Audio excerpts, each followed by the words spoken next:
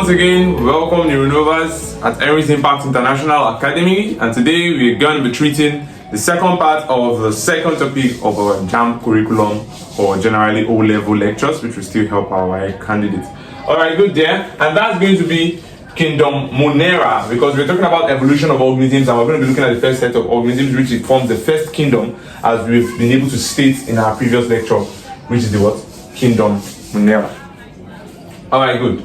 Now, what can we easily say about the Kingdom Monera before we start appreciating the diagram on the board? First thing first is that the Kingdom Monera form a group of organisms. There's a kingdom, so it forms a group of organisms that are unicellular. That means they are one-celled, they have just one cell, they are unicellular, and they are prokaryotic. And what does it mean for you to be prokaryotic? Unicellular means one cell, like I've said that earlier. Prokaryotic means many things. As opposed to your previous conceived knowledge about prokaryotes, is not just about absence of a true nucleus. Are we there now? It's more than that. So when we say prokaryotes, we want to appreciate the following things, two things about prokaryotes. They do not have, so we can say they lack true nucleus, or you say they lack a definite nucleus or a well-defined nucleus, right? And they also lack something. They lack membrane-bound organelles, which I'm calling MBO. They lack membrane-bound organelles. As a JAMB candidate, you should know that the membrane-bound organelles, I will give you an abbreviation for that. We have what we call LGM pen. So the MGL pen makes up what we call membrane-bound organelles, and that means all prokaryotes don't have any of these organelles, because these organelles have membranes surrounding them. So they don't have any of those organelles. Now, what are the LGM pen? Yeah, we want to talk about lysosome. So our prokaryotes, which are moneras, do not have lysosome. We want to talk about the Golgi apparatus or Golgi bodies, right? That means our monerans, which are prokaryotes, do not have Golgi bodies. Then you also appreciate mitochondria. We have the mitochondria. They lack mitochondria. Are we there now? Oh, there's this structure I was also put in our diagram here. The endosome. It's not in all of them, but in some of them. So the endosome. And then we have this organelle here that we call the peroxisome, which we discussed in our previous lecture. The peroxisome too is absent in Monera because it's the membrane-bound organelles. You have your endoplasmic reticulum, right? And then you have the nucleus itself. So all these organelles are membrane-bound, and therefore they are not found present in the Monera or prokaryotes generally. You understand that now? So that's that for that. Good. Now, this Kingdom Monera, we are going to appreciate them in different perspectives. We're going to look at the Monerans in the perspective of their complexity. We are going to look at them in classification based on their shapes. Right? So when we look at complexity, we'll look at their shapes, and that will be fine. Alright, good. First thing first, this is a typical Monera, and this is what we call a bacteria, right? It's a bacteria. So let's quickly appreciate all the parts we can see in this bacteria. Here we have this long filamentous structure right here, and it's called a flagella. Right? So we have flagella, same thing with this guy here. That's a flagella. Alright, good. Now, we can see these outermost parts here of the bacteria. The outermost part of a bacteria that is usually produced by the cell wall. You see, that means that's not the cell wall. You understand that now? So the outermost part of a bacteria is something we call a glycocalyx. This glycocalyx is rich in polysaccharides or polypeptides. Are you there now? They are rich in polysaccharides. or what you call, or another component you call polypeptides. Are you there now? And your glycocalyx can be of two types. You see, we started lecture like this. You need to pay attention. Your glycocalyx can be in two major forms. And many of you have seen these things in JAMB and you tend to mix them up. Now, the two major types of glycocalyx you can have is the one we call a slime layer. There's one we call a slime layer. There's another one that we call a capsule. You see that now? So you see some textbook, they will label the outermost part and just tell you capsule. And that's where the problem starts from. That misconception starts from there. Because if you don't understand that thing called capsule is a type of glycocalyx, they ask you a question and then you just get it messed up. Now, the slime layer and capsule are both glycocalyx, but are not the same. And how? Your slime layer is a thin layer. It's a thin layer. It's a thin layered glycocalyx. It's just a thin layer. While the capsule is a thick layer. It's a thick layer.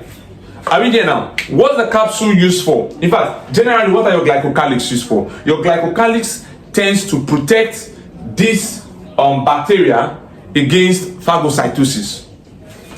They prevent the bacteria against phagocytosis. So generally, capsule is protecting against phagocytosis. So that's where another cell tries to swallow up the bacterial cell. So the capsule tends to prevent that from happening. Now, another thing now, peculiar to the slime layer, that the slime layer also help the bacteria attach to surfaces. Are you there now? So that one is typical to the slime layer. It will help the bacteria to do what? Attach to surfaces. To help you to attach to surfaces. But the capsule will do more work. It will do more work in helping to provide resistance against antibiotics. So you take in antibiotics, the capsule can actually prevent the resistance against the antibiotic. That means your antibiotic might not work. Why do you want to kill the bacteria? The bacteria too wants to prevent itself from dying. You see that now? So that's what we mean by resistance. So your drug will not just work as it. But we'll get deeper into that as time goes on, especially in the JUPEB level lectures. Alright, good. Now, as a JAMB Biology, you need to know this. Good, and that's for your capsule, your glycocalyx generally. Now, on this outer layer there, you can see on the body of this capsule, coming from inside the cell wall, you have this embigations, all these filamentous projections or outlining that are thin hair-like structures, right? They look like hairs. They have names. Those guys are called pili. They are called pili. All these guys here are called pili. So let me just pick this one here.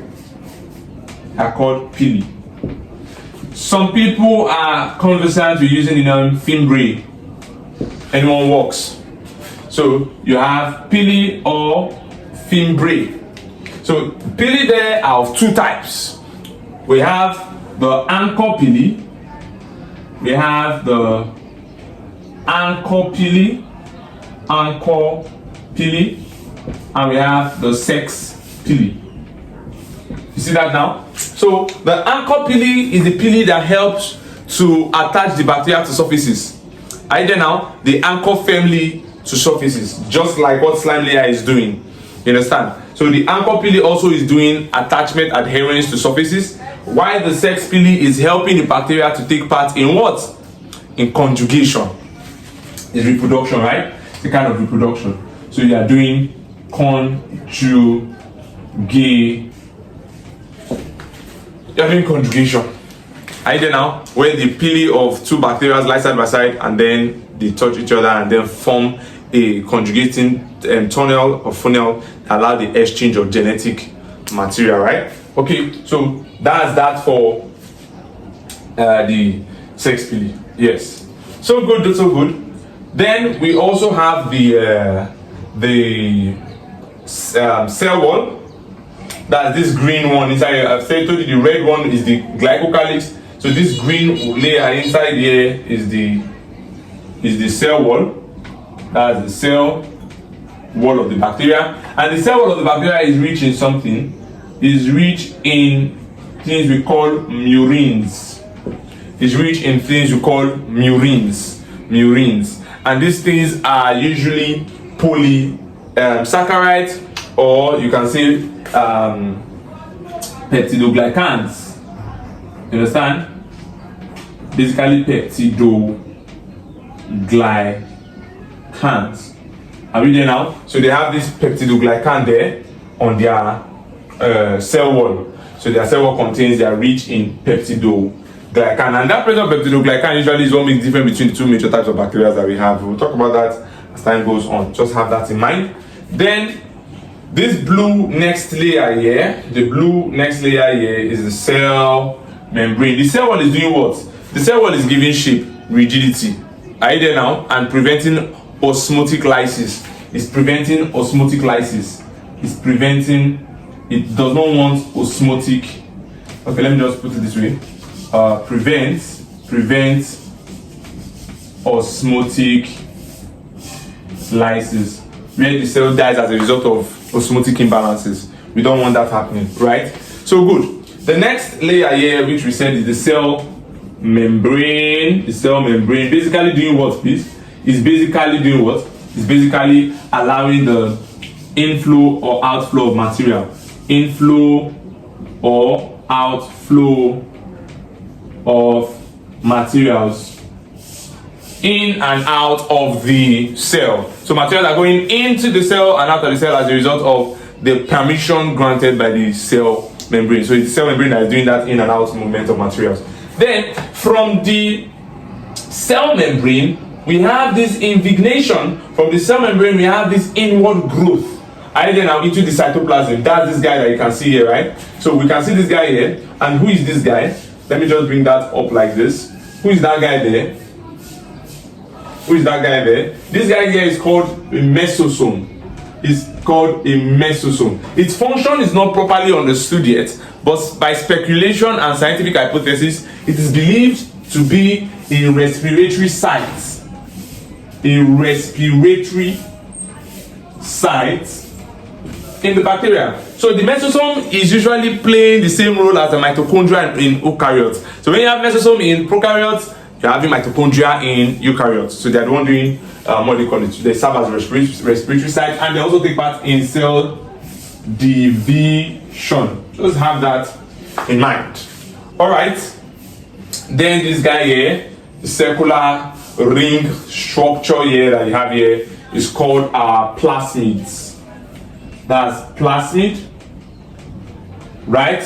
Which contains DNA, ring DNA, contains DNA, right? And then we have this structure here, very important structure, which we call the nucleoid. The nucleoid. So the nucleoid is a circular indefinite nucleus, contains DNA as well.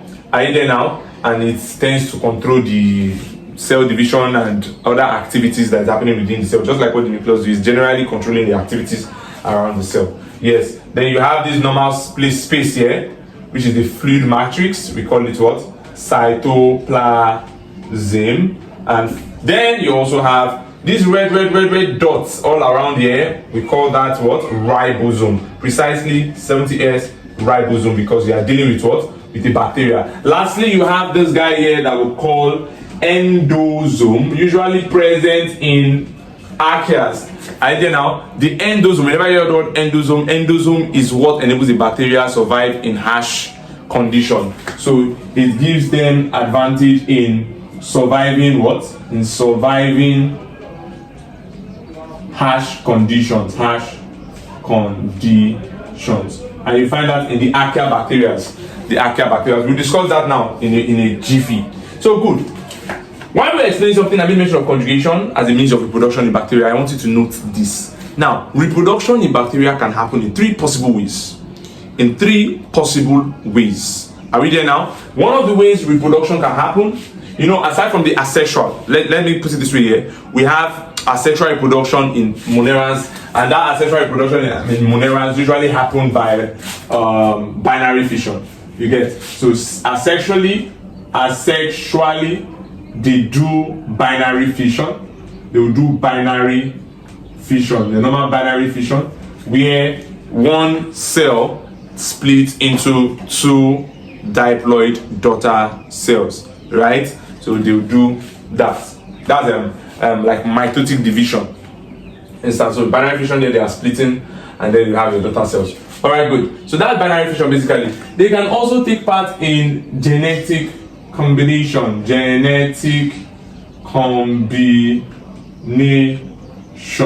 You understand? Sometimes you see some people call it the recombination of gene. Good. Now, this genetic combination, somewhat, it's in 3 ways, right? It's in 3 ways. We didn't write it as sexual, but conjugation sometimes has been discussed to be a sexual mode of reproduction. So if JAMB asks you which of the following is a sexual mode of reproduction in prokaryotes, it's conjugation, which is a type of genetic combination as well. So what are the 3 major genetic combination methods of reproduction in your moneras or bacteria? You have transduction here. You have transduction. They can reproduce by transduction. They can reproduce by conjugation, which we spoke of earlier. Conjugation. Are we there? And they can also reproduce by transfer. Are you there now? Transfer. Or what you can call transformation. Let me just put this slash. Transformation.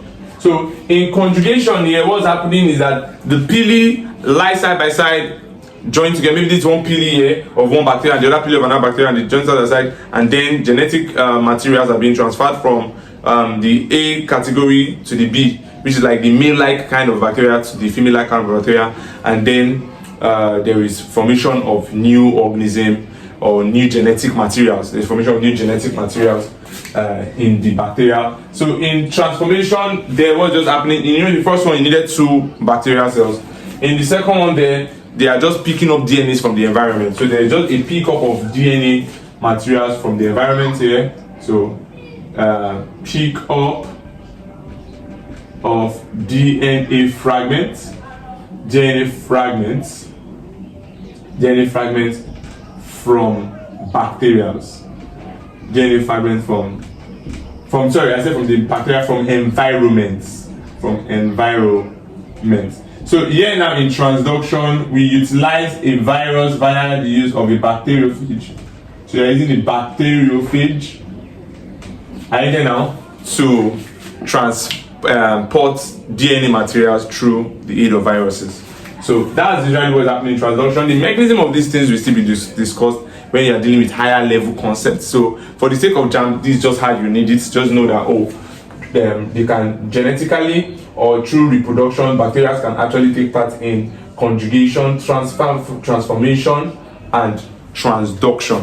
Are you there now? And just know that conjugation is more sexual because you have 2 parents, and then transformation there is just uptake of genetic materials or DNA from the environment. Transduction is the use of bacteriophage, and that's utilizing viruses to be able to do what?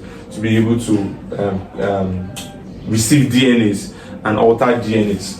All right. So it has a cascade of operation, but we'll discuss that in later lecture. It's very interesting. All right, good. So with what we've discussed now, we've just done a layout of what you might need to understand about the Monera as per structurally. All right, good. As per structurally. So let's now dive into bacteria classification. Now I want to make you understand that we can classify these bacteria into 2 major categories. And what are those? We have the bacteria that we refer to as the eubacterias. The eubacterias, that's like saying the true bacteria, right? And then we have those ones that we call the archaebacterias. The archaebacterias. So we have the eubacterias, and then we have the archaebacterias. Alright, good. Now, one of the things I need you to understand about these archaea bacteria here, whenever you hear the word archaeas, these archaeas, they have that endosome and they are very, very resistant. Are you there now? They are resistant to unfavorable,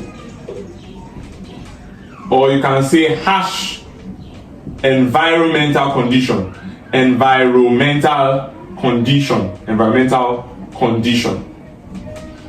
So they are resistant to unfavorable or harsh environmental condition, and we can classify them into three based on their ability to survive environmental harsh conditions. You can classify them into three. We have those ones that we call the thermoacidophiles. The thermoacidophiles, they are archaeas that have the ability to survive what? Based on how the name appears, thermo and acid, to survive what? Very high temperatures and high and low pH, because the low pH is acidic pH. You know, acidity is from 0 or from 1 to 6, 7 neutral and above that. So a low pH is a low number, and that's an acidic good. So they survive those kind of conditions. We have those ones that we call halophiles. Halophiles are those that have the ability to survive high salinity. They can survive high salinity. They thrive in high salinity. Normally, salts are meant to kill bacteria as a result of osmotic imbalance, but they are able to survive that. And lastly, we have those that we refer to as the methanogen. This has come out so many times in JAMB. Methanogen, as the name implies, they have the ability to produce methane. They are methane producing bacteria. Methanogen. Gene comes from what genesis comes from. That's origin. So you find these guys there in cow intestine or cow guts. Let's just put it that way. The rumen of cow guts, and they survive there. Good. So these bacteria, you find these ones here in thermal vents, most times volcanic mountains. You see them there. These ones in oceans and all. So these are archaea bacteria. They survive unfavorable, harsh environmental condition. Now, your bacteria, they have peptidoglycan. Now, one key major difference between these two here is their cell wall composition. The archaea bacteria here, these guys, the archaea bacteria here, they lack peptidoglycan. So their cells don't have the ability to produce peptidoglycan, right? But bacteria have the ability to produce. They have peptidoglycan. Either now, and they are referred to as the true bacteria. They're the true bacteria. Some are filamentous, some have flagella, and all those things. So those things are peculiar to this. Under these bacteria, you have those bacteria that are like your nitrogen fixing bacteria, right? Example, I'm just giving categories there. Example, you have the nitrogen, they include nitrogen fixing bacteria. You have the nitrogen fixing bacteria, which JAMB always leverage on. Who are the major people that falls into this nitrogen fixing bacteria? One organism or one particular bacteria you must have in mind is the rhizobium, right? So you have the rhizobium. So the rhizobium is a bacteria that you find in the roots of leguminous plant. They have the ability to what? To fix nitrogen into the soil so that it can be readily available to the plant utilization. So rhizobium, full name Rhizobium leguminosarium. Now you also have the cyanobacteria, which you can see is even written here. Okay, they didn't write it as cyanobacteria, but you can see the blue-green algae are cyanobacteria. So you have the cyanobacteria, right? You have the cyanobacteria. That's another category. I'll just put it there. Cyanobacteria, you should know we're talking about the blue-green algae. Who are these people? These guys here are aquatic. They are aquatic, photosynthetic or chemosynthetic plants. Are you there now? So you have them aquatic, autotrophic plants. They can be photosynthetic. Because they are algae, or what? or chemosynthetic. Or chemosynthetic. You see that now? Because we have a long range of these bacteria. Some of these bacteria include, when you talk about chemosynthetic cyanobacteria or blue-green algae, we are making mention of organisms like your nostoc. We have nostoc, which JAMB uses a lot. Other ones you might want to take note of is your oscillatria. You have the oscillatoria, and you have the anaebena. These are bacteria that you should take note of that fall under the category of cyanobacteria. Then we have the pathogenic bacteria, usually utilized in the clinical world. So for those of you that are applying into medicine or any health related medical course, you should be conversant with the parasitic bacteria as well.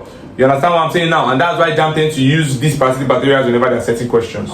So you have the parasitic bacteria, which is another category of eubacteria. So we have this. So parasitic bacteria or pathogenic bacteria. Bacteria. So they have the ability to cause pathology. They have the ability to cause disease. And what are they? We are talking about your Escherichia coli. We are talking about the E. coli.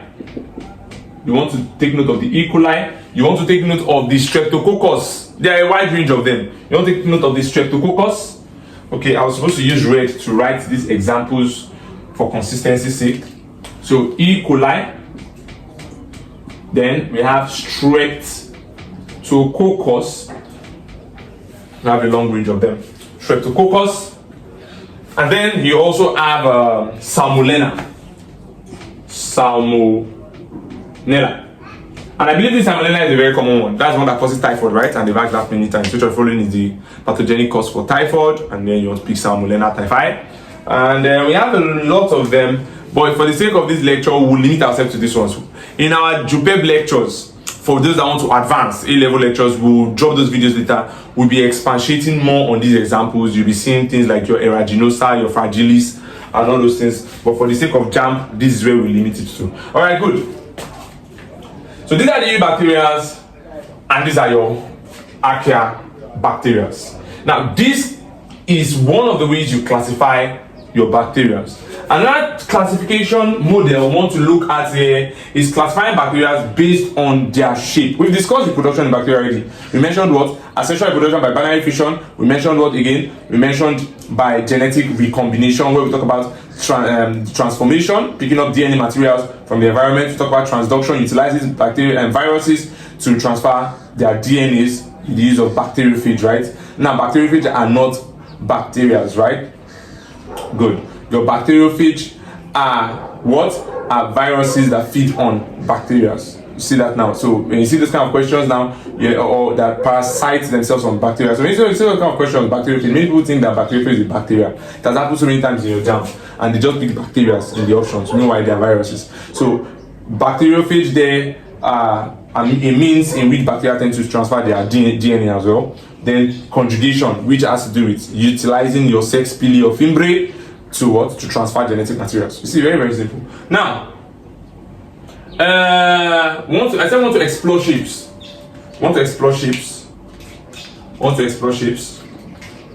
Shapes of the bacteria. Shapes, and I believe you are conversant with this one already, but there's somewhere in the shapes that I want you to take note of, because it's a misconception, and JAMB utilizes those misconceptions a lot, trust me. Now, under shapes, you have those bacteria that we refer to as the cocci. Sometimes we'll call it coccus. We have those ones that we refer to as the bacillus or the bacilli. You have those ones that we refer to as the vibro. One common vibro is the Vibrio cholerae. Very, very common. And then you have this guy that you call the what? The Spirillinae. So one thing I want to take note of there is that it doesn't end in Spirillinae. I'll add one more. You will not see this one commonly anywhere, but you would have noticed, for those of you that have written JAMB before, some of you will testify you've seen where in your option you saw something they wrote spiral shit. And that's the problem, because Spirillinae and spiral chet are both spiral. So you don't expect them to just ask you which of the following is a spiral bacteria. You see, they ask which of the following is a spiral, or maybe just a question, which of the following is a flexuous spiral bacteria. Now, they've made you understand that it is spiral, and your option are simple spirali, spirochetes, and other things. It becomes a point of confusion for you because you did not expose yourself to these discrepancies. Now, coccus simply are the spherical bacteria. Let's not waste time. They are the spherical bacteria. So they are round in shape, and they can exist like this in singles. They can exist in doubles. They can exist in fours, that's in quadrats or quadrants. They can exist also as a thin, long, continuous chain, and they can also exist in clusters. You see that now? They can exist in 8, but that one is for advanced level. That 8 is called sesine, but we are not going there. Now, in this one now, all those coccus that exist in singles, you call those ones monococcus. You see it now, as the name implies, single, one, monococcus. Those ones that exist in 2, we call it diplococcus. Those are the diplococcus bacteria. The ones that exist in 4, you call them tetrads. The one that exists as a long continuous chain and the one that exists in cluster is where confusion also comes in. And I need you to pay attention. And JAMB has asked that question many times. Which of the following are long continuous chains of spherical bacteria? Now, when you say long continuous chain, those ones are strepto. But when they say cluster or a mass up, those ones are staphylo. So here now, this one is the strepto, long continuous chain, streptococcus, and this one here that is in clustered, you have it as staphylococcus. Don't worry, I'll be showing you where JAMB has asked this question in the past, from the past questions. We'll look at them from the past questions. As we're treating past questions here in Eris Impact International Academy, Nova Sciences, we will also explore future questions. Yes. So that's that for the spherical bacteria. Are you there now? That's that for the spherical bacteria. Now we want to look at the bacillus. Your bacillus now are those bacteria that have what shape? They are what? They are simply rod-like. So you just have them like this. These are bacillus bacteria. They are rod-like bacteria, right? So that's that one for that one. In your vibro, the vibro bacteria are the comma-shaped.